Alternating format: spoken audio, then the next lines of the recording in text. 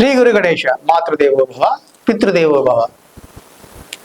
ఈరోజు మనం ప్రాతస్మరణీయులు ఎవరు అనే దాని గురించి మాట్లాడుకుందాం.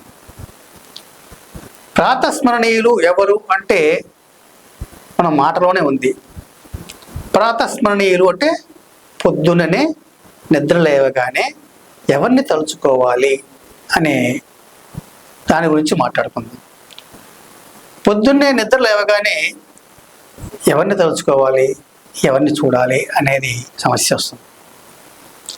పొద్దున్న నిద్ర లేవగానే ఎవరిని తలుచుకుంటాం, ఎవరిని చూస్తామండి?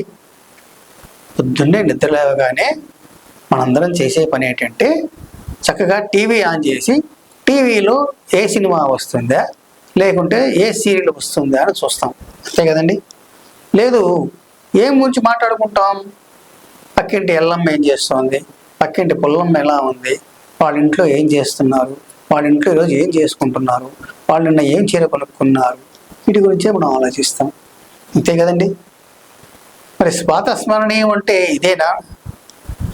అంటే వాళ్ళ గురించి, పక్క వాళ్ళ గురించి, ఇటు వాళ్ళ గురించి, పక్క వాళ్ళ గురించి మాట్లాడుకుంటేమైనా ప్రాతస్మరణ చేయాల్సింది కాదు. శాస్త్రం కూడా ఆడవారు తప్పకుండా పొద్దున్నే నిద్ర లేచిన వెంటనే చేయవలసిన పని ఏమిటి, ఎవరిని చూడాలి అంటే నిద్ర లేచిన వెంటనే చూడవలసినది తులసీదేవిని. ఇంటి ఎదురుకుండా పూర్వం రోజుల్లో తులసి మండపాలు ఉండేవి, తులసి కోట అంటారు, తులసి కోటలు ఉండేవి. నిద్ర లేచిన వెంటనే తలుపులు తీసి తులసి కోటకు వెళ్ళి తులసమ్మకు నమస్కరించుకుని ఇంట్లోకి వస్తారు. అలాగే మాట్లాడుకోవలసిన వారు, స్మరించుకోవలసిన వారు ఎవరంటే అహల్య, సీత, ద్రౌపది, తార, మండోదరి. ఈ ఐదుగురిని కూడా నిద్ర లేచిన తర్వాత ఒక్కసారి తలుచుకుంటే ఆ రోజంతా మంచిగా ఉంటుందని మనకు పురాణాలు చెప్తున్నాయి.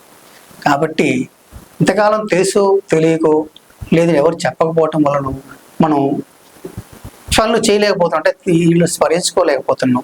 తప్పలేదు, ఎందుకంటే మనకు తెలియదు కాబట్టి కొన్నిసార్లు ఏదో నృత్యం జరిగే పాటుతో పాటు చేసుకుంటూ ఉంటాం.